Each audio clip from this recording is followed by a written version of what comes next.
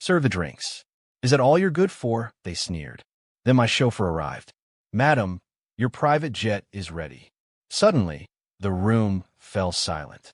I adjusted my simple black Chanel dress, though they didn't know it was Chanel, and balanced another tray of champagne flutes. Around me, my mother's annual charity gala buzzed with designer gowns and expensive perfumes. The same event where, a year ago, they'd announced my sister Victoria's promotion to senior vice president at Goldman Sachs. Olivia, darling, my mother's voice held that particular tone of gentle disappointment she'd perfected over the years. The Asworth's glasses are empty. Try to keep up. I bit back a retort about the Asworth's investment portfolio currently being managed by one of my subsidiary companies. Instead, I simply nodded and moved through the crowd with practiced grace, still playing the waitress. Victoria appeared beside me, resplendent in a red designer dress. Fitting, I suppose. Weren't you doing something similar in London? Service sector, or something? If by service sector, you mean running Morgan International, one of Europe's most successful private equity firms, then yes. But they didn't know that. They also didn't know about the private jet waiting at the airport, or the fact that I owned this entire building. Something like that, I murmured, gliding past her with my tray. Oh, and Olivia, Victoria called after me. We're done with the drinks. Mother needs someone to help in the kitchen. Catherine's staff are really too busy with the important work. Important work, like preparing the food I was paying for through 3 different shell corporations. This entire party, from the premium champagne to the crystal centerpieces, was funded by me, though the checks came from anonymous donors to my mother's charity. Olivia, my father's voice boomed across the room. Stop dawdling and bring more ice. The Hendersons need refills. The Hendersons. I suppressed a smile, remembering how just last week their family business had desperately applied for emergency funding from my firm. They didn't know the mysterious CEO who'd rejected their proposal was currently fetching them ice. My phone vibrated silently in my pocket. A message from Marcus. Matokio deal closed. $50 million profit. Board wants to discuss expansion. I quickly replied, in a meeting. We'll call later. Letting them think I was in some boring business meeting was better than explaining I was serving drinks at my mother's party, because they still saw me as their failed daughter. Who could possibly be messaging you? Victoria reappeared, a champagne flute dangling from her manicured fingers. Your boss at that little import company? Ah, yes, the cover story everyone believed. Poor Olivia, working at some small trading company, barely making ends meet. If only they knew that little import company was just one tiny piece of my global financial empire. Just work? I said vaguely. Speaking of work, Mother joined us, her diamonds catching the light. Victoria just closed another huge deal. $10 million in bonuses this quarter alone. Isn't it wonderful?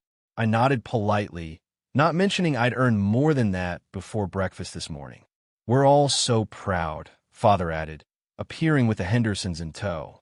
Victoria is showing everyone what a Harrison can achieve when they really apply themselves.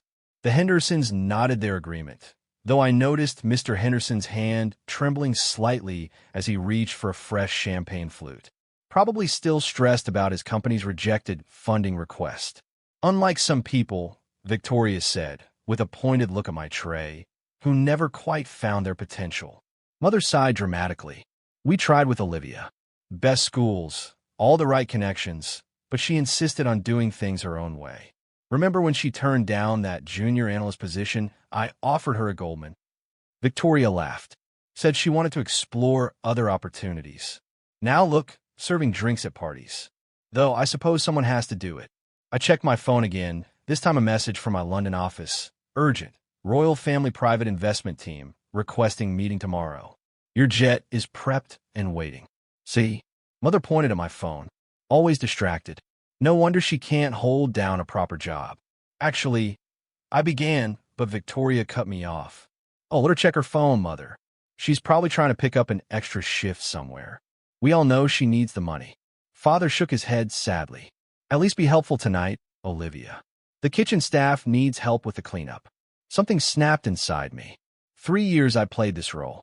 3 years of hiding my success, letting them believe I was struggling while secretly building one of the largest private equity firms in the world. I really should be going, I said quietly. I have a meeting. Victoria laughed loudly, drawing the attention of nearby guests. A meeting? At this hour? With who? The night shift at some dive bar, Olivia. Mother's voice sharpened. You will stay and help clean up. It's the least you can do after all this expense we've gone to. All this expense. Expense that came directly from my accounts, funneled through enough shell corporations to obscure my involvement. Contracted help doesn't leave until the job is done, Victoria announced to her appreciative audience. Isn't that right, dear sister? I looked around the room at all these people who thought they knew exactly who and what I was. The Hendersons, desperately trying to save their failing company. The Asworths, whose investment portfolio I controlled. My sister, boasting about deals that wouldn't cover my daily operating costs. My phone vibrated again. This time, it was James, my head of security. Car is waiting downstairs. Pilot reports clear skies for the flight to London. I looked at the tray in my hands, then at my family's smug faces. Perhaps it was time to show them exactly who had been serving their champagne all night. Actually, I said, setting down the tray, I have a rather important meeting to attend. More important than your mother's charity gala?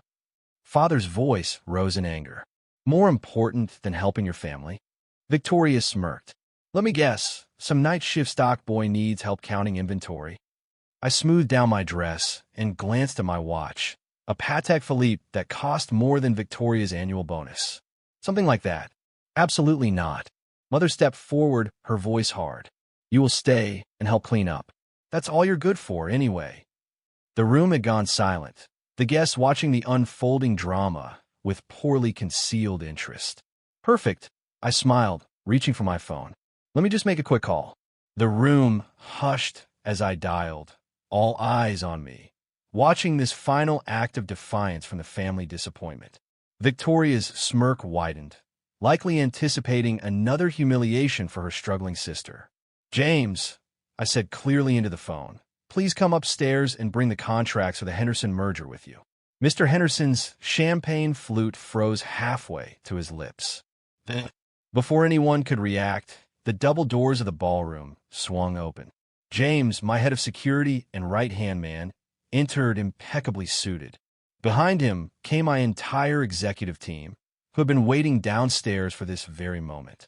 Madam, James gave a slight bow. The private jet is fueled and ready. The royal family's investment team has moved tomorrow's meeting to a breakfast at Buckingham Palace. They're rather anxious to discuss the merger.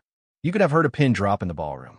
Victoria's smirk had vanished, replaced with a confusion that quickly morphed into panic. Thank you, James. I turned to Mr. Henderson. I apologize for the deception, but I prefer to assess your company's potential myself before revealing my identity.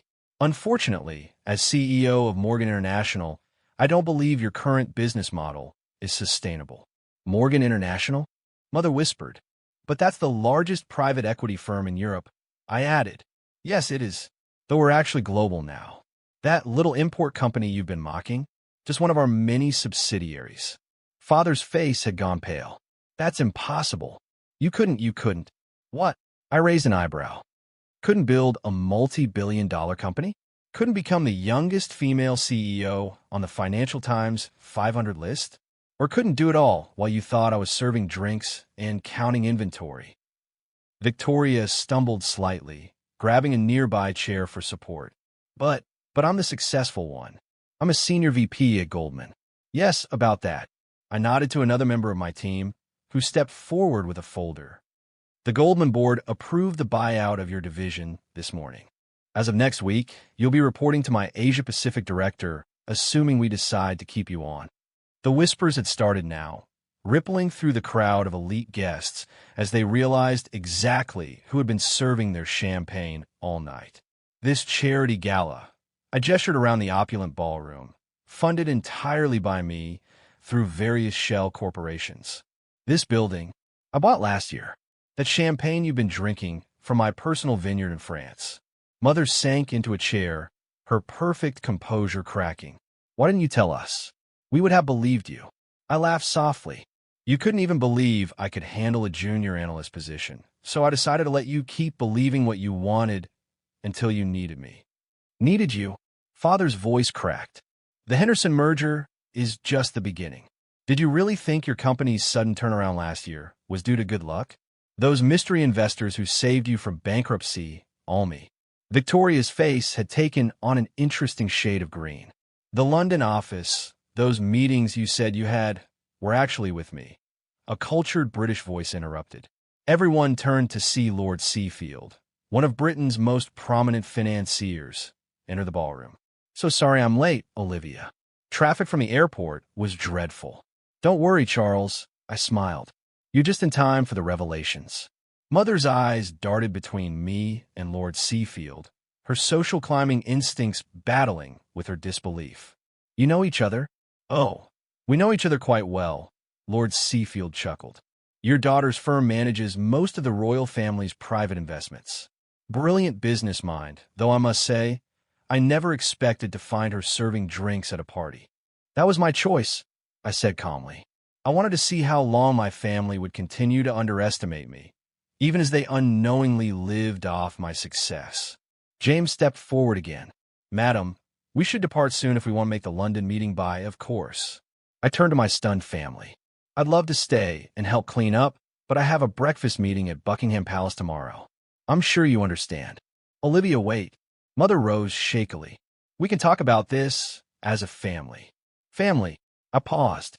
Family doesn't treat their daughter like a servant. Family doesn't spend years mocking someone's career choices while secretly benefiting from their success. I smiled coldly. But don't worry. I'll have my office send you the invoices for all the parties and anonymous donations I've funded over the years. Since family is so important to you. Victoria stepped forward, her earlier smugness replaced with desperate calculation. Sister, surely we can what? Continue pretending you're the successful one? Keep acting like your banking job is the height of achievement. I shook my head. Enjoy your new position in our Asia-Pacific division. I hear the entry-level analysts there work quite hard. As I turned to leave, Father found his voice. You can't just turn your back on your family. Watch me. I nodded to James, who opened the doors. Oh, and Victoria, those clients you've been bragging about? All subsidiaries of my company. You might want to update your resume. The crowd parted as I walked through the ballroom, whispers and gasps of astonishment following me. Lord Seafield fell in a step beside me, barely containing his amusement. Quite a show, he murmured. Worth flying in for. Thank you for playing along, I replied quietly. The royal meeting detail was a nice touch. Oh, that part's real, he grinned. Her Majesty is rather impressed with your latest investment strategy, though I doubt she expected her financial advisor to be serving drinks at parties.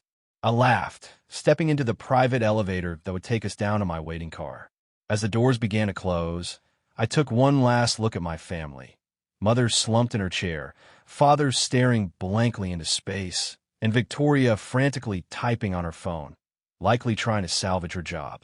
James, I said as we descended, make sure the cleaning crew gets a generous bonus. After all, I smiled, thinking of Victoria's earlier taunt, someone has to serve the drinks. Later that night, as my private jet soared across the Atlantic, I checked the messages flooding my phone. News of my identity had spread rapidly through the elite social circles my family so desperately wanted to impress. Mother, please, we need to talk. We never knew. Victoria, about that analyst position. Father, the board wants to meet with you. I deleted them all and turned back to the contracts spread across my desk. Let them stew in the knowledge that while they mocked my career choices, I was building an empire. An empire they had unknowingly been depending on all along. Sometimes the best revenge isn't just proving people wrong. It's letting them discover just how wrong they've been.